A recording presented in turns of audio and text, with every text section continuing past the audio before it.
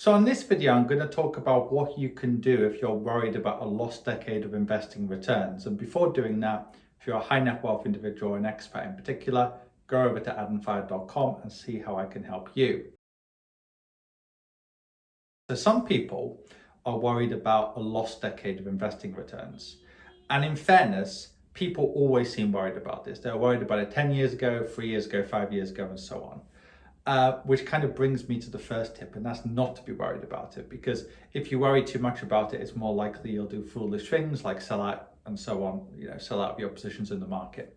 But then number two, you have to look into history, right? So if we look at the history of lost decades or longer, say if we look at 2000 until 2010 as an example, the US stock markets, if you bought in January the 1st, 2000, they didn't return to their peaks until I think it was 2011.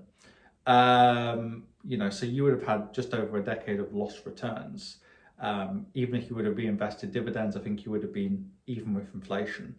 But somebody who would have invested a lump sum and invested every single month for those 10 years in the US stock market would have done pretty well, because they were dollar cost averaging into the market, which is just a fancy way of saying a monthly injection into the market. But what's more, if somebody would have put, say, some money into the markets, some money into government bonds, some money into cash and other assets, again, they would have done reasonably well. So that's one option.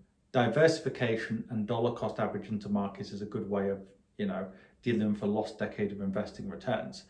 Another way, though, is just to accept it as something which is good and say, you know what? I think this is great because I'm young enough, and this could be anyone below 50, 55 maybe. I'm young enough where if markets are stagnant for 10 years, I can stock up on my units.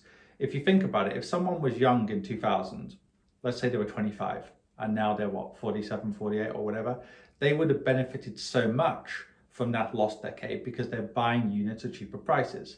And what's very interesting about this, when it comes to other things, we like it when prices stay low for longer. Let's say a property stayed stagnant for 10 years. Most people would say, well, that's a great opportunity, right? Especially if you're a professional investor, you can stock up on those properties. But when it comes to stock markets, for some reason, people have different kind of emotions. I don't know why, if it's because of the media or because they can always see 24-hour a day online valuations. But if you think about it, it's always a good opportunity actually if stocks stay low for longer, even if we can't predict these things in advance. Thirdly, another option in terms of diversification is to go for more sophisticated diversification techniques. That could be something like downside protection, which usually you have to be a certified high net worth individual to get access to, or use an advisor. An example of downside protection, and something I've done for my clients as well, is where, let's say you link your assets to an index, for example, the S&P 500 or another major index, and you get most of the upside of the index. But if the index falls over a period of say 10 or 15 years or whatever, there's some kind of insurance or downside protection, which will cover some of your risk.